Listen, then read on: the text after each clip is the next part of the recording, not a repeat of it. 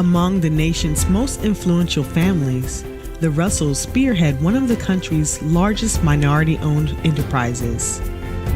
It all began with a plot of land purchased by Herman Russell in 1946. I'm a great admirer of Herman because he started with $150 that he bought a piece of land and built a house on when he was a teenager. And he rented that house out to have some money to go to Tuskegee Institute. Of course, the venture he had started surpassed anything imagined. For over 70 years, Herman Russell has expounded upon his entrepreneurial spirit, building an empire worth well over $300 million. Today, his children, Donata, Jerome, and Michael, have grown to embrace the name, legacy, and work ethic, adding a new chapter to the H.J. Russell & Company and Concessions International Enterprises. In 2003, Michael Russell succeeded his father as CEO, embracing the growth of H.J. Russell & Company and pushing it to the next level.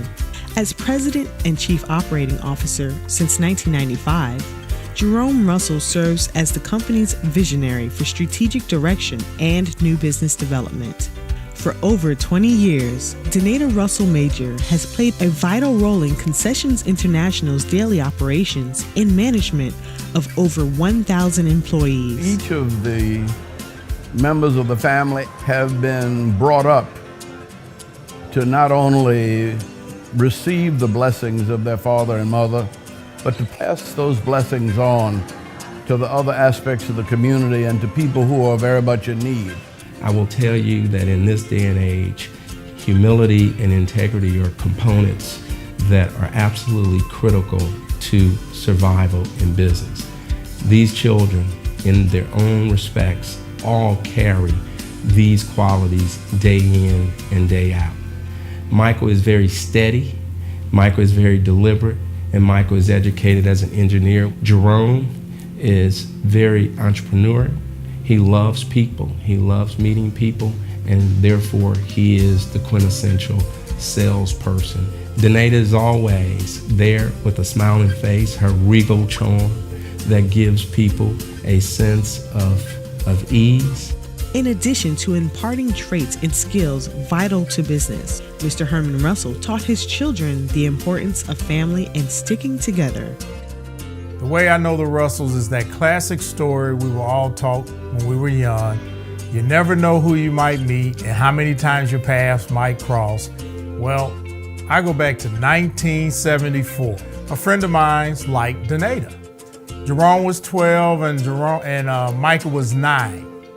Now, when we walked in the house, my friend and I, Mr. Russell, I saw out the corner of my eye, look at Michael and Jerome, and he did this. Like, you know, watch them while they're here with your sister Donata.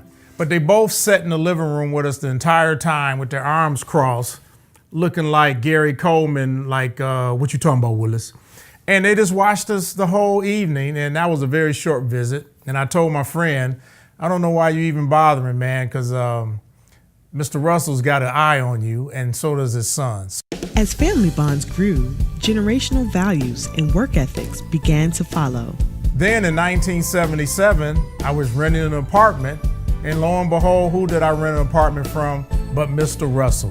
I had to call for some service one day, and these two guys came. By then, Michael was 12 and Jerome was 15, but they had on fake mustaches looking like the utility men. Now, I'm not saying it was them, but I swore I saw Mr. Russell sitting in the parking lot doing this to them like I'm watching y'all work. So again, they might have been just some guys who look like them, but I think they were our maintenance men in our apartments. And by the way, Mr. Russell, when I moved, I hadn't given my new address.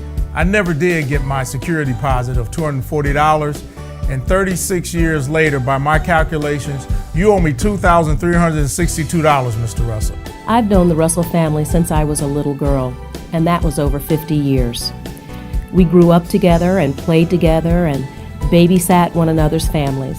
Donata and I are each oldest children in our families, and I think there's a very natural sense that each of us should take care of our siblings, that we should take care of our parents, ultimately our communities and our families at large. When she went to college, I'm not sure she knew exactly what she wanted to do. I think that she was absolutely clear that she could succeed anywhere because we had come through a very difficult time in high school. It was the height of integration, and we made it through to the other side. So no matter where she studied or what she encountered in life, she was very clear that she was very blessed to have an extraordinary education, that she had a loving family, but that she had responsibilities to give back. Danaida's always been like a Southern belle. Very polite, very well-spoken, proper. She still calls me Mr. Moody, even though we're not much difference in age. Even when we were young, hello, Mr. Moody, that's Danaida always. Michael Russell is a wonderful person, but I remember him as a little boy just being as rambunctious as you might imagine. He was very inquisitive, but he was also extremely sensitive. That continues today. I served as a babysitter then. I serve as a big sister and a colleague today. We worked at Grady Hospital to help turn around the Level 1 Trauma Center for Metropolitan Atlanta. He was one of the first to come to Grady's rescue when it was about to close in 2008. He serves on the board today, and I had the privilege of helping to raise money to support Grady. Jerome, I thought this was for Michael Russell. Jerome? Really? No, I'll do it anyway, it's all right. I'll tell you one funny Jerome story that sticks out for me is he and I are both members of a club, Young Presidents Organization. And many years ago, we took a trip to St. Bart's on a boat. And my wife, Kimberly, and Jerome and Stephanie, we went to a restaurant to eat very early, must have been 5:30, 5:45. Walked in the restaurant totally empty, not a person in there. And the maitre d' said he couldn't take us because they were full. And I said, there's nobody in here at all. He said, well, you know, we have reservations, people coming. We argued with him for a while, but we eventually walked out. And when we were walking out, I said to Jerome, you see, prejudice is alive and well everywhere. He said, yeah, you're right, but I just can't figure it out. I said, what can't you figure out? He said, how'd they know you were Jewish? That's kind of the relationship between me and Jerome. In all seriousness, JR, I love you. I want to tell you, I think it's great, and congratulations. Congratulations to you, Danaida, Michael, and Jerome. Congratulations, and I know your mother is very, very proud of all of you. Oh, by the way, when Michael and Jerome sit in meetings now, their feet actually touch the ground. And if you really want to see something funny, ask Jerome to dance. It's something to see. Anyway, guys, congratulations. I'm so proud of you. And Mr. Russell, I do want my deposit back. You still owe me that money. To the Russell family, congratulations on being inducted into the 29th anniversary J. Mac Robinson College of Business Hall of Fame. You rock. Danaida, Jerome, and Michael, we salute you.